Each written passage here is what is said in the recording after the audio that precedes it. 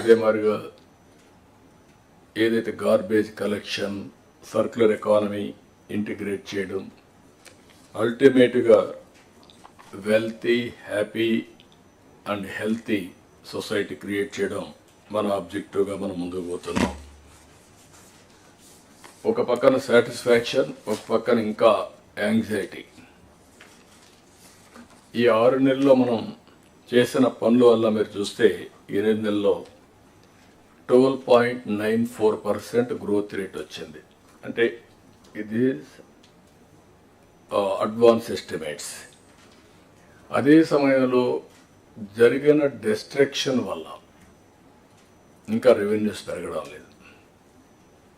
ఈరోజు కూడా నేను చూస్తే ఒక సంవత్సరం ఇండస్ట్రియల్ గ్రోత్ రేట్ చూస్తే అన్ని స్టేట్స్ కాస్తో కూస్తో పాజిటివ్గా ఉన్నాయి. ఆంధ్రప్రదేశ్ 2.94 మైనస్, అంటే ఉండే యూనిట్లు కూడా క్లోజ్ అయినాయి. దీనివల్ల ఆటోమేటిక్గా చాలా సమస్యలు వచ్చే పరిస్థితి వస్తుంది. అవన్నీ కూడా ఓవర్కమ్ కావాల్సిన బాధ్యత మన మీద ఉంది. అందుకే నేను మిమ్మల్ని అందరినీ కోరుతున్నా, ఇంతవరకు మనం ఎఫర్ట్ పెట్టాం, ట్రాక్లో పెట్టే ప్రయత్నం చేశాం. అయితే ఇంకా స్పీడ్ పెంచాల్సిన అవసరం ఉంది. ప్రతి ఒక్క సమస్యని యాజ్ ఇట్ ఈజ్ మీరు ఆలోచిస్తే రొటీన్ సమాధానం వస్తుంది. అట్లా కాకుండా ఇన్నోవేటివ్గా ఆలోచించే పరిస్థితి రావాలి.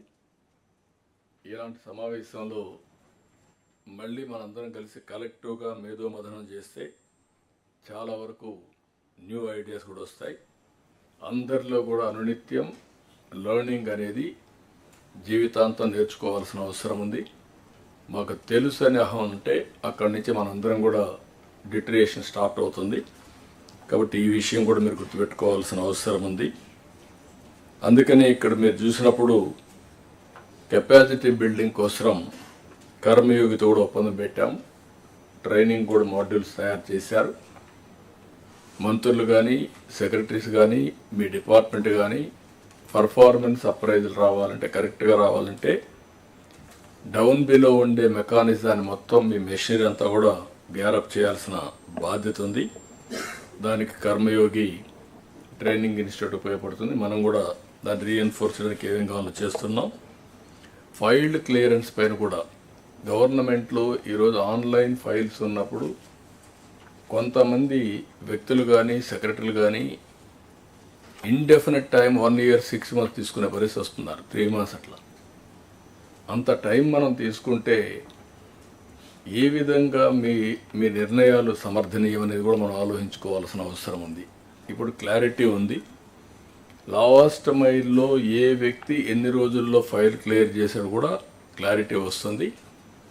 ఎందుకు క్లియర్ చేయలేదు కూడా మీకు ఒక అవగాహన ఉంటుంది. హైరార్కీ వైజ్ మీరు చూసుకుంటే కన్సర్న్ మినిస్టర్స్కి ఆ డిపార్ట్మెంట్లో మొత్తం యాక్సెస్ ఉండే పరిస్థితి వస్తుంది. అదే సమయంలో కన్సర్న్ సెక్రటరీస్కి మీ డిపార్ట్మెంట్ అంతా ఉంటుంది. నాకైతే మొత్తం కూడా వచ్చే పరిస్థితి వస్తుంది. దయచేసి మనందరం ఫైల్స్ అన్నీ కూడా వేగం పెంచాలి, డెసిషన్స్ తీసుకోవాలి. మొన్నే నేను ఆ డేటా కూడా జస్ట్ ఆ రోజు నాకు ఒక ఐడియా వస్తే రిలీజ్ చేశాను. అయితే ఇదేదో నేను కొంతమంది వ్యక్తుల్ని ఎత్తి చూపడానికి కాదు, వ్యవస్థని మెరుగుపరచడానికి, దీన్ని సమర్థవంతంగా ముందుకు తీసుకుపోవడానికి మనం ఆలోచిస్తున్నాం. ఇంకొక పక్కన మీరు చూస్తే వేరియస్ మోడల్స్ వచ్చాయి గవర్నమెంట్ ఆఫ్ ఇండియాలో. నీతి ఆయోగ్ మనం కూడా వచ్చినప్పుడు ఒకప్పుడు పీపీపీ మోడల్ ఉన్నాం, ఇప్పుడు వైబిలిటీ గ్యాప్ ఫండింగ్ ఇస్తున్నారు, ఎఫ్పిఓ వచ్చింది, ఎంఎస్ఎంఈలకు డెఫినేషన్ మార్చారు. ఇవన్నీ కూడా వచ్చినప్పుడు అవన్నీ కూడా ఏ విధంగా ఎవ్రీ డిపార్ట్మెంట్ ఏ విధంగా ఉపయోగించాలనో మనం ఉపయోగించే పరిస్థితి రావాల్సిన అవసరం ఉంది. గవర్నమెంట్ ఆఫ్ ఇండియాలో కూడా ఫస్ట్ మూవర్ అడ్వాంటేజ్ మనం తీసుకోవాలి. వాళ్ళ బడ్జెట్ మొత్తం మనం స్టడీ చేయాలి. ఎంతవరకు మనం ఫండ్స్ తెచ్చుకోగలుగుతామో, మనకు అన్యాయం జరగకుండా ఉండడం ఒకటి, మీరు ప్రోయాక్టివ్గా ఉంటే బెటర్ రిసోర్సెస్ తెచ్చుకోవడం రెండోది. అన్ని గవర్నమెంట్స్ యూనిఫామ్గా పనిచేయవు. అక్కడ ఏ డిపార్ట్మెంట్ అయితే ఏ గవర్నమెంట్ సరిగా పనిచేయదో అక్కడ కానీ మీరు పనిచేసి మళ్ళా క్లెయిమ్ చేయగలిగితే, ఈవెన్ గవర్నమెంట్ ఆఫ్ ఇండియాలో ఒక 1% 2% ఫండ్స్ మీరు తెచ్చుకోగలిగితే that will be a big boost for us. All కార్యక్రమాలు ఇది మీరు ఆలోచించుకోవాల్సిన అవసరం ఉంది. అందుకని ఈ నెలలో కూడా నెక్స్ట్ మంత్ మార్చి లోపల ఆల్ డిపార్ట్మెంట్స్ మీరు ఖర్చు పెట్టవలసిందే ఖర్చు పెట్టి యూసీలు ఇవ్వాల్సిన యూసీలు ఇచ్చి అదనంగా ఫండ్స్ రాబట్టే కార్యక్రమానికి కూడా శ్రీకారం చుట్టాలి. అన్స్పెంట్ బ్యాలెన్సెస్ గవర్నమెంట్ ఆఫ్ ఇండియాలో ఉంటే అవన్నీ కూడా మనం వర్కౌట్ చేసుకునే పరిస్థితి రావాలి. కేంద్రంలో కూడా అగ్రికల్చర్కు ప్రాధాన్యత ఇచ్చారు. నేను కూడా మన రాష్ట్రంలో నేను చూశాను. అగ్రికల్చర్ ఈజ్ డిఫరెంట్ ఇన్నోవేషన్లో ఆంధ్రప్రదేశ్ ముందుకు పోయే పరిస్థితి వచ్చింది. దానికి కారణం ఓసారి మనం చూపించిన చొరవ, ఓసారి కొంతమంది వచ్చి డిస్ట్రాయ్ చేసిన విధానం, ఇంకొక పక్కన ఫార్మర్స్ ప్రోయాక్టివ్.